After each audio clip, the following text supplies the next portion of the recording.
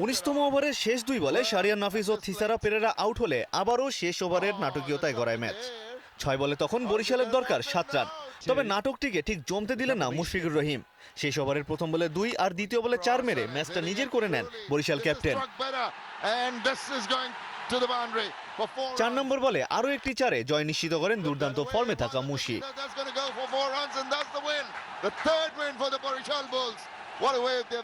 164 রানের বড় টার্গেটে ব্যাট করতে নেমে দলীয় 7 রানেই জোশুয়া কবের উইকেট হারালে কিছুটা ছন্দহারা মনে হচ্ছিল বরিশালকে।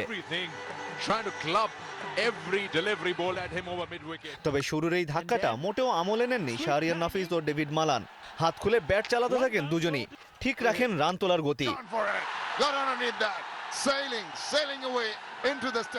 প্রথম 50 রান আসে 9 ওভারে। পরের 50 রান তুলতে মাত্র 4 ওভার সময় নেন এই দুজন ব্যাটসম্যান। 45 বলে হাফ সেঞ্চুরি করেন শাহরিয়ার নাফিস। অন্য প্রান্তে 50 তুলতে মালান খেলেন 34 বল। শেষ পর্যন্ত শাহরিয়ার নাফিস 65 রানে ফিরলেও জয় পেতে কোনো সমস্যা হয়নি বরিশালের। এর আগে টসে ব্যাট করতে নামে চিটাগং ভাইকিংস। শুরু থেকেই বরিশাল বোলারদের উপর চড়াও হন তামিম ইকবাল ও জহুরুল ইসলাম। প্রমোশন পেয়ে তাণ্ডবের শুরু করেন জহুরুল, তাকে অধিনায়কোচিত সঙ্গ দেন তামিম। পাওয়ার প্লেতে তোলেন 46 রান। 7টি 4 এবং 1 6-এ 38 বলে 50 করেন তামিম। 9-এর কাছাকাছি রান রেটে স্কোরবোর্ড ভারী করতে থাকেন দুজন। 13 ওভারে 116 রানের জুটি করেন এই দুই ওপেনার।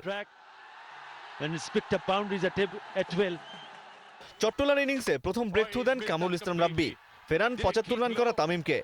সঙ্গী ফেরার পর জহুরুলও হাঁটেন ডাগ আউটের পথে, করেন 36 রান। চতুর্থ উইকেটে 41 রানের জুটি করেন এনামুল বিজয়, ডোয়াইন স্মিথ।